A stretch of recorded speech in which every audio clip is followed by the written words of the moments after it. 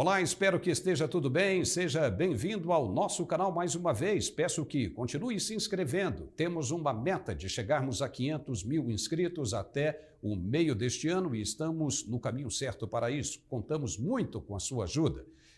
E não deixe de compartilhar, por favor. Na manhã desta segunda-feira, o novo presidente do BNDES, Aloysio Mercadante, assumiu o comando do Banco de Fomentos. Agora é oficial e confirma a volta do mesmo time de Lula do primeiro mandato. Para essa nova era, Mercadante prometeu um banco mais moderno, com vistas à digitalização e foco nas micro, pequena e média empresas brasileiras.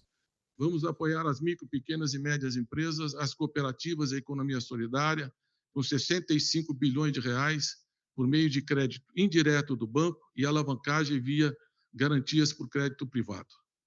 Nem o agro ficou de fora, pois poderá participar desse bolo voltado também para a exportação de commodities agrícolas. Mercadante disse que não quer repetir os erros do passado e, para isso, vai propor um reajuste na taxa de longo prazo, a TLP, criada em 2017 para impedir que a instituição adotasse um percentual menor do que o definido pelo Banco Central. Atualmente, a TLP apresenta enorme volatilidade e representa um custo financeiro acima do custo da dívida pública federal, o que penaliza de forma desnecessária as micro, pequenas e médias empresas. Depois de Mercadante, quem falou foi o presidente Lula. Ele disse que o banco é uma instituição que gera lucro e que recebe o que emprestou para países amigos do governo. Ele voltou a culpar o presidente Bolsonaro pelos atrasos e calotes dados pelos países devedores do banco. E vamos ser francos, os países que não pagaram, seja Cuba, seja Venezuela, é porque o presidente resolveu cortar a relação internacional com esses países e, para não cobrar, para poder ficar nos acusando, deixou de cobrar. E eu tenho certeza que no nosso governo esses países vão pagar, porque são todos países amigos do Brasil e certamente pagarão a dívida que tem com o BNDES.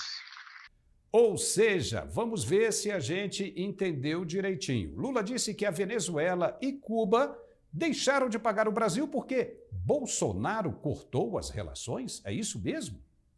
Tudo é culpa do governo anterior, que só passou 4 anos no poder? Quer dizer que cortar relações impede de se pagar uma dívida contraída com o povo brasileiro no governo do PT, bem lá atrás? A verdade é que toda vez que Lula sobe ao microfone e fala demais, o mercado financeiro entra em desespero. Ele fala mais do que deve e acaba se atrapalhando. No fim da semana passada, ele voltou a defender, em uma entrevista para a televisão, que o Banco Central deveria ser independente, indo mais além, quando deixou a entender que só está esperando pelo fim do mandato do atual presidente para meter a colher no meio ali também. Foi o suficiente para que o dólar voltasse a subir e a bolsa despencasse. Na mesma entrevista, Lula tocou em um outro tema bem delicado, a recuperação das lojas americanas. O presidente afirmou que a dívida da empresa de quase 40 bilhões de reais era responsabilidade de Paulo Lemann, principal empresário acionista e controlador do grupo. Só que Lemann contratou o advogado de Lula, Cristiano Zanin, para defender a empresa das ações movidas pelo banco BTG Pactual, um dos principais credores das americanas. E com isso se criou uma saia justa. Zanin, que está cada vez mais longe de assumir uma vaga no STF, foi contratado apenas para tratar do processo no STJ, porque o BTG estava ganhando todas as ações contra Lemann no tribunal. O dono das americanas viu em Zanin um homem de mãos dadas com o governo Lula e, com isso, grandes chances de influência no tribunal, já que o BTG tem como seu defensor o ex-ministro e presidente do STJ, César Asfor Rocha, que, ao contrário de Zanin, tem procuração para defender o banco em todos os níveis do processo de recuperação judicial. O valor pedido pelo BTG às lojas americanas é de 1 bilhão e 200 milhões de reais. Com essa manobra e disputa para ver quem tem mais influência, criou-se um desconforto no meio jurídico, com gente dizendo até que a advocacia passou das leis para a política nos tribunais. Ou seja, ganha um processo aquele que for amigo dos reis, não importando o que dizem as leis. Comigo hoje, aqui está o criminalista Marcos Vinícius Figueiredo. Olá, Marcos. Eu gostaria que você me dissesse em 2 minutos apenas o que você pensa sobre tudo isso. Boa tarde, Paulo, e aos nossos queridos ouvintes. É um pouco triste isso que a gente está vivendo. Eu respeito qualquer advogado no âmbito da advocacia, é dever de nós advogados. Agora é preciso ter em mente que o advogado, quando pretende exercer a profissão, ele se iguala aos demais, né? Não há esse tipo de diferença. E eu não posso crer que a advocacia ela se transforme numa prestação de serviços políticos, em que um advogado que se exige cada vez mais, que se empenhe, que se recicle, né, que tenha bons modos no exercício da operação do direito, passe a ter que navegar agora nos meios sociais para que possa ter uma infiltração política nos tribunais. Eu não posso crer que a Corte Cidadã deixe de atender outros advogados, né, levando em consideração apenas o conhecimento social ou essa planilha de ligação social entre alguns advogados e a nobre corte. Calamandrei ele tem uma máxima, Paulo, que diz que juiz ele precisa conhecer apenas o processo.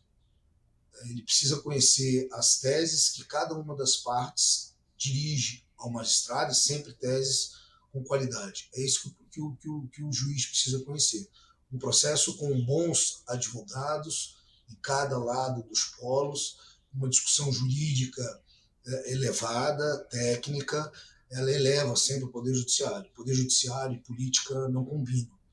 O que combina com o Poder Judiciário é lei. Nós, operadores do direito, estamos vinculados à lei e nada mais. E é preciso igualar, porque senão a advocacia vira uma profissão indelicada para quem quer começar a iniciar. O jovem advogado vai iniciar a profissão como? Eu não tenho meio social, não tenho influência política, como que eu vou advogar? Eu espero que isso termine no longo prazo, aliás, no curto prazo.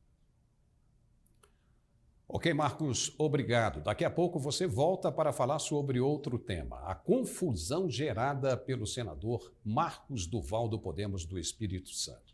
Ele contou um monte de versão na semana passada sobre o possível golpe para grampear o ministro Alexandre de Moraes, que acabou gerando um descrédito tremendo sobre até a sua sanidade mental. Mas uma coisa ficou clara e isso ninguém pode negar. O ministro do STF se encontrou mesmo com o senador para tratar do assunto em questão. Se analisarmos pelo fato de que o ex-juiz Sérgio Moro foi acusado de suspeição para julgar o então ex-presidente Lula apenas por ter trocado mensagens de WhatsApp com o procurador Deltan Dallagnol, o que dizer desse fato agora? Não seria a mesma coisa? O ministro é o relator do processo em questão e poderia ser considerado suspeito.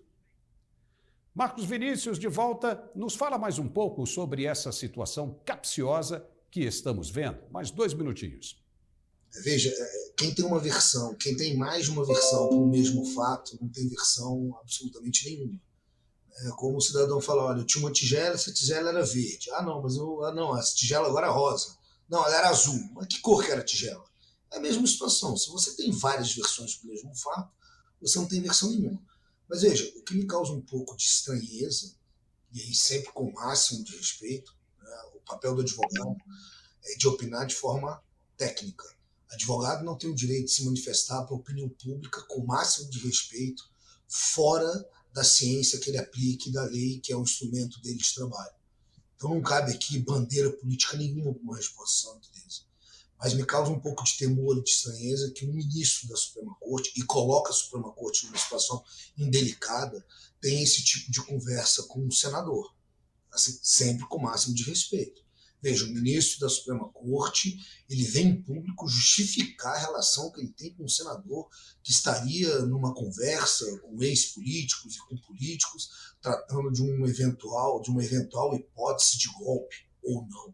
Então, é uma situação que, na minha visão, sempre com o máximo respeito, os que entenderem de forma contrária, gera uma situação muito indelicada, como eu disse, né? muito temerosa para a própria Suprema Corte, né, em que o ministro vem em público justificar aquilo que ele teria tratado como senador, e aí fica a dúvida se foi antes da conversa ou depois da conversa, enfim. Uma participação que não me parece republicana, como não era de fato republicana a relação do juiz Moro com o procurador Dallagnol. É como eu disse na situação anterior, juiz só manifesta e fala nos autos. Fora disso, a corte, que não é política, o poder judiciário não é político, o poder judiciário é jurídico. Legal, muito obrigado. Daqui a pouco eu gostaria que você comentasse mais um tema. Aguenta aí. Telegram. O assunto voltou a ser pauta desta segunda-feira, com o Judiciário levantando as inúmeras possibilidades de regulamentar o setor de internet, pois dizem que o Telegram é a única das mais famosas no Brasil que não possui um algoritmo de controle dos usuários. A empresa alega que prima pela liberdade de expressão e chegou a desobedecer uma ordem judicial de cancelar as contas do deputado federal Nicolas Ferreira no mês passado. Marcos Vinícius, você como um excelente e experiente criminalista, como vê essa iniciativa do Judiciário de querer mandar um projeto de lei para o Legislativo, sendo que esse não é o papel dele? E o que isso pode representar, na sua opinião? Paulo, você me permitiu uma introdução. Eu sou advogado criminal por natureza, adoro a ciência criminal, mas também milito um pouco na área civil, tudo aquilo que envolve teoria geral do direito privado. Sempre tenho me dedicado a conhecer essa matéria. Cansei de subir as tribunas dos tribunais de justiça brasileiros, Superior Tribunal de Justiça, para indagar as suas excelências qual era a liberdade de imprensa. O que é liberdade de imprensa? Sempre subi a tribuna e disse, olha, no Estado Democrático de Direito, o direito de imprensa também não é um direito absoluto. Veja, o direito de imprensa não é um direito absoluto. E os tribunais sempre trabalharam dessa maneira. É direito de imprensa, então pode falar. Veja, eu não tenho Telegram, mas o Telegram ele é um instrumento de difusão de informações e de opiniões no mundo inteiro, não só no Brasil, e me preocupa muito um projeto de lei que efetivamente passe a limitar a atuação dos seus operadores, né? Operadores, digo todos aqueles que são inscritos e operam no Telegram. Isso nos remete lá à década de 50, 60, né, à ditadura. Se a Constituição Federal estabelece parâmetros de que a liberdade de expressão ela não é absoluta porque você responde pelos excessos, por que limitar o trabalho do Telegram? Veja, esses instrumentos de mídia, eles passaram a definir, por exemplo, as eleições. Você antes dependia muito de ver programas políticos, ouvir em rádio, hoje não. Hoje as redes sociais elas estabelecem uma série de dimensões e de forma universal para que as pessoas se manifestem em conhecimentos, até na área do direito político. Então, com todo respeito, me parece que não é uma legislação que nasce constitucional. Beira o retorno à década de 50, 60, a ditadura que leva leis para limitar o que as pessoas podiam dizer ou não dizer. Muito bem, valeu, Marcos. Muito obrigado e até a próxima. É uma honra, estarei sempre à sua disposição. Muito bem, para encerrar, vamos falar um pouco sobre o terremoto que arrasou a Turquia e a Síria na manhã desta segunda-feira. Cerca de 2.000 pessoas morreram e o número de vítimas fatais pode aumentar ainda mais, já que 2.834 edifícios foram completamente destruídos. O tremor atingiu a magnitude de 7,8 graus na escala Richter, um dos mais altos desde 1999, que chegou a causar mais de 17 mil mortes naquela época. As cidades ficaram destruídas, mas parecia um cenário de guerra, semelhante ao que acontece no leste europeu, no embate entre a Ucrânia e a Rússia.